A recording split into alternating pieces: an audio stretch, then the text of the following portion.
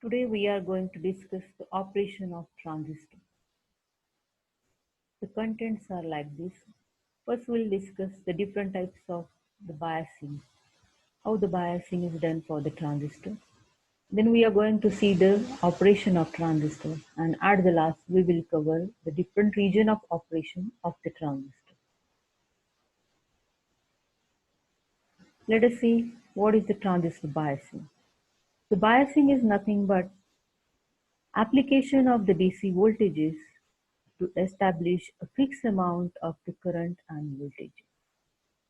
Means here we are going to apply the DC voltage to give the flow of fixed amount of the current and voltages in the circuit. So first of all we'll see the NPN biasing. Generally, to operate the transistor in active region, we are going to use the forward biasing for emitter to base junction and the reverse biasing for the base to collector junction. Here in the circuit diagram, we are going to use the NPN transistor. That means two regions are there and one P region is sandwiched between the two N regions. So to operate emitter to base junction as of in forward bias, we are going to apply the negative polarity of the battery to the N region. And to operate the base to collector junction in reverse bias, we are going to connect the positive terminal of the battery to the N region. So what will happen here? So there will be the establishment of forward biasing for emitter to base junction and reverse biasing for base to collector junction. In the second diagram, the symbolic diagram of the transistor is shown there. And because of the application of the biasing, that is the DC voltages, there is flow of current in the circuit. And that is nothing but the biasing of the network. Means application of the battery or the DC voltage so that it will give you the fixed amount of the current and voltages in the circuit. Similarly, this is the diagram of PNP biasing. So in this way, the two P regions are there and N region is sandwiched here. Again, the emitter to base junction is forward bias and the base to collector junction is reverse bias. So here the P region is provided or connected to the positive terminal of the battery. And here at the base to collector junction, the P region is given or connected to the negative terminal of the battery. That means towards the emitter to base junction, we are establishing the forward biasing, and towards the base to collector junction, we are establishing the reverse biasing. That means in a forward and reverse biasing circuit, the transistor will be in active region. And because of that, there is establishment of the fixed amount of the current and voltages in the circuit. Let us move to the next slide. That is nothing but the operation of the transistor. How the current is flowing in the transistor. So to operate the transistor here, we are going to see the example of the active region of the transistor. Means we are using the forward biasing for the emitter to the base junction and the reverse biasing for the collector to the base junction. To forward bias emitter to base junction, we are connecting the negative terminal of the battery to the N region. And here to reverse bias the base to collector junction, we are connecting the positive terminal of the battery to the collector. Okay, so here we are seeing the NPN transistor example. So N region is there, P region is there, and the collector region is again the N region. So as the N region is there, the majority charge carriers are nothing but electrons. And as you know that the base region is very lightly doped. That means the less amount of the charge carriers are present in the base region. And again in the collector region that is made up of N-type material, the maximum amount of the electrons are there. The solid holes shows the presence of electron and the hollow circle shows the presence of hole in the circuit. As we are applying the negative terminal to the N region, that means we are forward biasing emitter to base region and we are reverse biasing the collector to base region. So as we apply the batteries to the regions, so what will happen? the number of electrons present in the emitter. That means the negative polarity of the battery will repel the electrons present in the N region, and these electrons are trying to go towards the base region, and crossing the base region, it will go in the collector region. While going through the base region, some of the electrons recombine with the holes present in the base region. But you know that the base region is very lightly doped, and because of that, very small amount of the electrons get recombined with the holes present in the base region. And because of that, the very little amount of the current, that is the base current, will flow here. That means this is I. And this amount of the current is negligible as compared to the other current. So as the number of holes, number of charge carriers are less in the base region, the remaining electrons will go towards the collector region. And these are attracting towards the positive terminal of the battery. And whenever the movement of electron is there, there is a flow of current in the circuit. So the emitter current is equal to the combination of the small amount of the base current and the large amount of the collector current in the circuit. That means the flow of electron in the circuit gives you the flow of collector current at the output. See, how is the motion of the electron? The electrons are flowing in the right direction. So you know that the current flow is opposite to the direction of the flow of electrons. Means as the electrons are moving towards the right hand side, here you can see the emitter current flowing towards the left hand side. Means the current flow is opposite to the direction of the flow of electrons. Okay, so here is the operation of the transistor. We have seen because of the application of the forward biasing to the emitter to base junction and the reverse biasing to the base to collector junction, there is flow of collector current in the circuit. Again, the base current is there, but that amount of the base current is very small because the doping of the base region is very much small as compared to the doping of the collector region.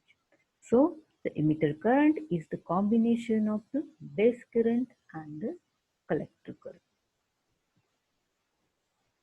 So here is the example of the PNP transistor. Whatever the rest of thing is similar, just the majority charge carriers here are holes as compared to the electrons in case of NPN transistor. Because the 2p regions are having the high doping and the small doped, that is the base region, is sandwiched between the emitter and the collector region. As again the same thing is there, emitter to base junction is forward bias, the base to collector junction is reverse bias. So here the P region is connected with the positive terminal of the battery, and here towards the collector side the P region is connected to the negative terminal of the battery to reverse bias the base to collector region. The same thing is there. Again, see the direction as compared to the NPN transistor. Here the direction of the current flow is similar to the direction of the flow of holes. In case of NPN, what we have seen, the direction of flow of the current is opposite to the direction of flow of electrons. But here in case of the holes, the same current flow direction is there as compared to the hole. That means hole direction and the current flow direction is same. Okay. And again the same, the collector current and the base current is equals to the emitter current. That is, emitter current is combination of the base current is negligible in amount, and the collector current. The next slide we are going to see the different regions of operation of the transistor. Just previously we have seen the active region, means we are forward biasing the emitter to base junction and reverse biasing the collector to base junction. Again, there are three regions of operations here depending on how we are biasing the transistor. The first biasing, that is nothing but the saturation. What is done here? The emitter junction is forward bias, the collector junction is again forward bias. In case of the active region, we have seen previously, The emitter junction is forward bias, the collector junction is reverse bias. And the last and the third region of operation of the transistor is nothing but the cutoff. Both the junctions here we are reverse biasing. So three region of operation: saturation, active, and cutoff. In detail, we will see how is the active region. The active region emitter junction is forward biased, the collector junction is reverse biased. So because of that, the amount of the collector current flowing in the circuit, and that is proportional to the input base current. That means this region is called as linear region because your collector current, that is output current, linearly varies with respect to the base current, that is the input current. And in this case, in this active region, as we are changing the input because of the transistor action, the collector current increases by some factor, and this factor is nothing but the beta factor.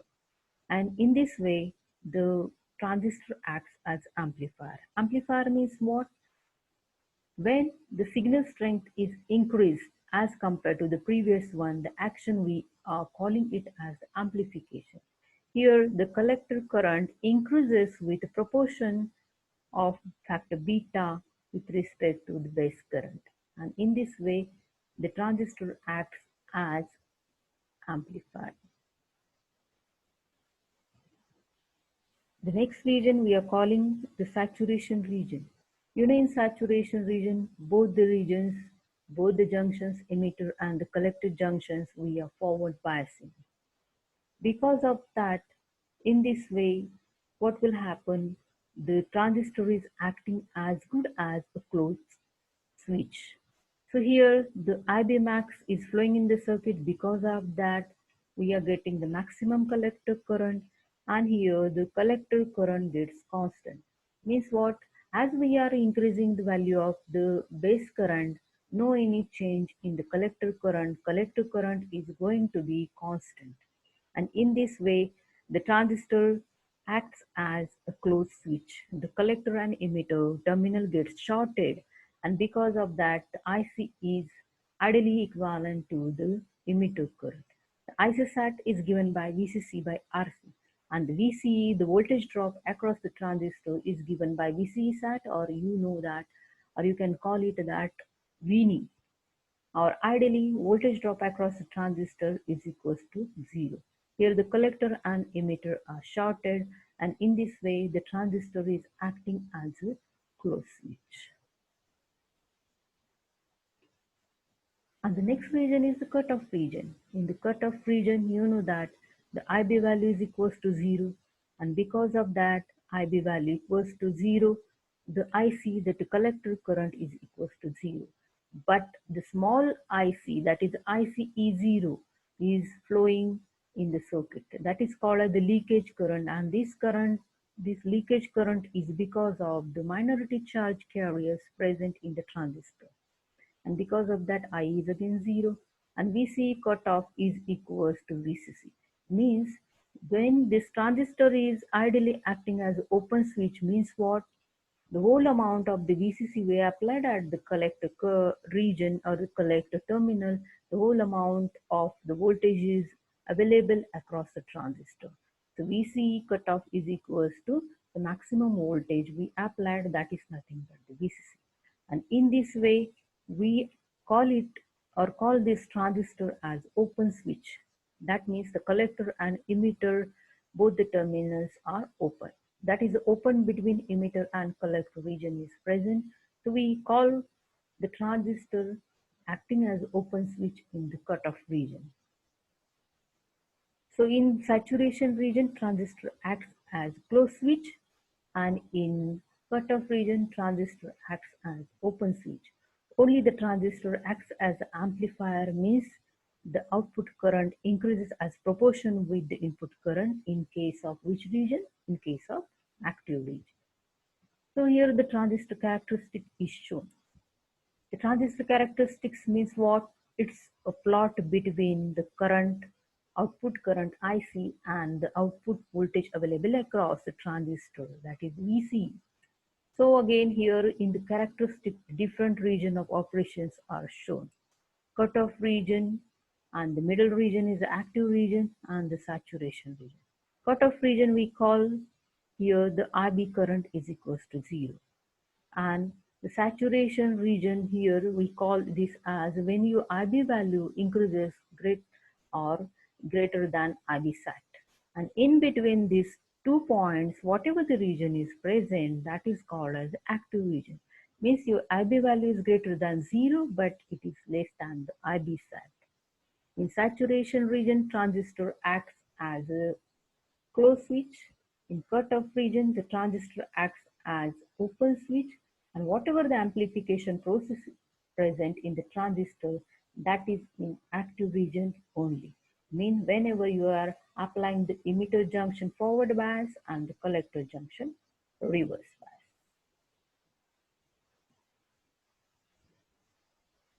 So at the last, we are going to conclude. We will see the summary of region of operation. There are three region of operations: active region, cutoff, and saturated. In active region, the collector current increases in proportion with the base current. Means some factor, that factor is called as the beta factor. Next, in cutoff, the transistor acts as open switch. The open is present between the collector and emitter, and because of that, whole amount of the VCC is available across the transistor. And in saturated region, there is short present between the collector and emitter. The negligible amount of the voltage is applied or available across the transistor. So in active region, the transistor acts as amplifier, and in cutoff and saturation region, the transistor acts as a switch. Okay, thank you very much.